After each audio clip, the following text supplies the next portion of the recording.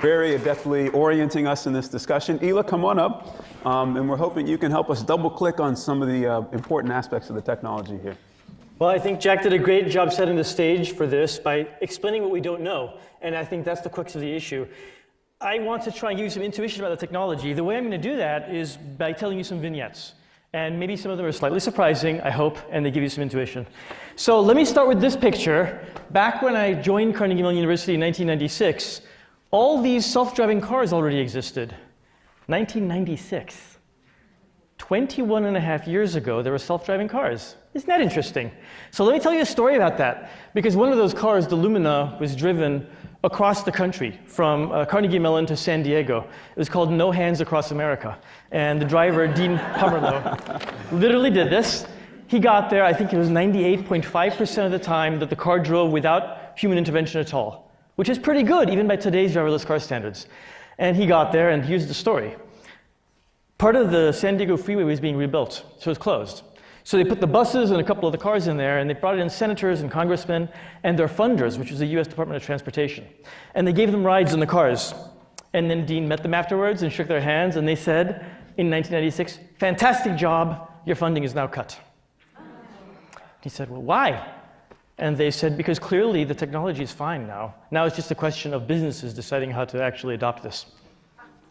That's what happened in 96, 97. The reason I give you that story is because, first of all, the American public doesn't understand how long people have been working on this technology and what the barriers to entry truly were. And second of all, robotics, this kind of robotics in the messy real world amongst us humans, it's actually social science. And my other stories will make that point even clearer. But let me dive into the brain of these robots way back then. This is a snapshot of the image from one of those robots back then. There were two different ways these cars navigated. One used rules and one used a neural net. That's right. 22 years ago, there was a neural net driving cars. This is before deep neural nets existed and before VCs funded them. This is even before you had Twitter. And yet these cars were driving with a neural net on the roads. And the fundamental problem with that is that nobody knew how they worked, which is exactly what Jack was pointing out. And in particular, nobody knew how they would brake. So I have a few little stories about that for you. When I talk to engineers at certain large companies and explain my concern about how these cars will behave in boundary conditions because they have a neural net that's hard to interrogate, frequently the answer I get is, we've driven 5 million miles. We've done 5 million miles in Nevada, in California. What can go wrong after that many miles? And so I ask you, let's say we give you a car that's gone 5 million miles in California and Nevada, and I put it on the roads here in, say, January, during a really nice ice storm at night, with your baby crying next to you and there's freezing rain coming down. Are you comfortable? Is the fact that it drove 5 million miles in California enough? And if you believe that is, I just ask you, go to Yosemite anytime in the winter and see all the SUVs in the ditches driven by human beings who've done all their SUV driving in Los Angeles and San Francisco and decided because it's 4x4 it can drive on the snow. And they're in the ditches. And that's the human version of the neural net there. I'll give you two more examples like that. I went to a major self-driving car company with a bunch of my students. One of my students is an international student, and he raised his hand and said, "I'm in Delhi. You talk about saving lives and improving quality of life. When will you test your car technology in Delhi?"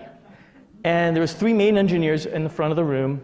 They looked at each other, and the one said, "Actually, you know, in Delhi, they don't follow the rules as much, so we think it's going to be easier." He was serious. Second engineer said, "Well, we have this idea that we can have a call center, and when the cars get in trouble, they can just ask for help. I just ask you at night tonight when you're going to go to bed, spend 10 minutes thinking through the call center idea." You're going to come up with all the reasons why that should scare you when the engineer says that. And last example from that vignette, we got self-driving car demos, so we went out and actually drove in their cars. And there's a gentleman who sits behind the wheel in these self-driving cars. I asked him his title, and I love it, so I'm going to tell it to you. He's a self-driving car driver. Isn't that awesome? I want a job like that. It's like an autonomous drone operator. The car kept stopping, and he kept having to cancel self-driving mode and start it up again, and it would stop again. And I asked him what's up, and he said, ever since they did the last firmware upload, it's just scared all the time. That was his way of talking about the behavior of a machine with a black box neural net in it. that it's scared all the time, ever since the last upload. Now, autonomy technology in general, of course, works well in society. It works on autopilots. Sadly, I did not use my Cessna this morning like I planned because there were clouds in Pittsburgh that were really nasty. So Southwest Airlines was my autopilot. But in harvesting, it works great. We even have projects at Carnegie Mellon where orange groves now have oranges picked and pesticided by robots. Those complex systems work because they're in fairly constrained environments, much more constrained by any degree than the world of strollers, baby carts, rolling balls, and dogs on the city streets of America. But there is a cautionary lesson here. When you get to a system like this, where you have computer vision, manipulation, control, and nature, you hit a problem. And it's the problem of complex systems engineering. And this is probably the most important thing I need you to know about today. Even if we know how these systems work, even if we know what all the processors are in these systems and all the code is that's written for them, and even if they don't have any neural nets, we get failures. Some of you may remember, a few Prius drivers would step on their brakes a few years ago and the car wouldn't slow down. It just kept going for a couple of tenths of a second. Scary as hell to have a car not start slowing down when you hit the brake. And Toyota said that was driver error, just like the old Audi 5000 case, reverse, right? For as old as me. And then more people had this encounter, and then people started rear-ending other cars with their cars. So what turned out to be the problem? Well, ironically, it was pointed out by Steve Wozniak of Apple fame. Because he did some research and figured out that if you take this Prius, which has the most advanced ABS system on its wheels, and you subject it to just the right kind of road vibration, the road vibration makes the accelerometers in the wheels go to full-scale deflection at just the right moment, that when you hit the brake to slow down, the accelerometer reports junk, and the ABS system says, well, hang on a bit, let's wait until we get good data from the accelerometer. So under just the right conditions, it doesn't brake. And he was able to repeatedly demonstrate this. Now, why didn't Toyota discover this ahead of time? They have millions of road miles of testing done. Bosch has provided ABSs to every country, every company on Earth for regular old cars. But the reason they didn't discover it is because fundamentally, the system is so complex, you cannot possibly exhaustively test all of the parametric combinations that it will face in society. And you can test 10 of them or 50 of them. But when you have 50,000 on the roads being driven every day, encountering tens of millions of miles a day, a few will be at the very tail of that distribution. And they're going to encounter conditions that you never saw. And that's going to happen over and over again because of the law of large numbers. And fundamentally, you need to understand that about autonomous cars.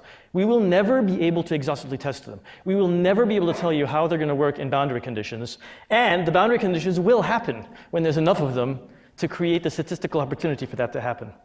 Now, AI, this idea of AI systems and neural nets, another major technical fallacy we have is we think of the phrase neural and we assume that it works like human beings. It's nothing further from the truth.